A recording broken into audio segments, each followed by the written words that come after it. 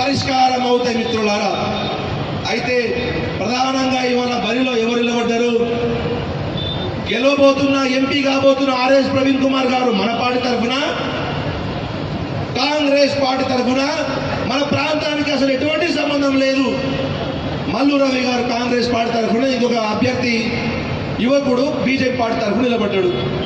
చిన్న ఉదాహరణతోనే మీకు అర్థమైపోతుంది మన పార్టీ అభ్యర్థికి మన ప్రాంతం అన్నా మన నియోజకవర్గం అన్నా ఎంత ప్రేమ ఉందో. చిన్న ఉదాహరణ, పోయిన నెల 31వ తారీఖున మిమ్మల్ని అందరినీ కలవడానికి ఆర్ఎస్ ప్రవీణ్ కుమార్ గారు వచ్చినారు కదా.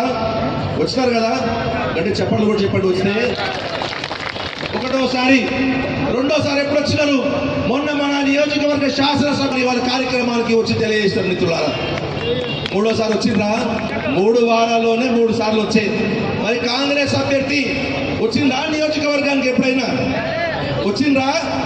కాంగ్రెస్ పార్టీ తరఫున ఎంపీగా పోటీ చేసే అభ్యర్థి ఇప్పటిదాకా గద్వాల్ నియోజకవర్గానికి వచ్చిందా? రాలేదు.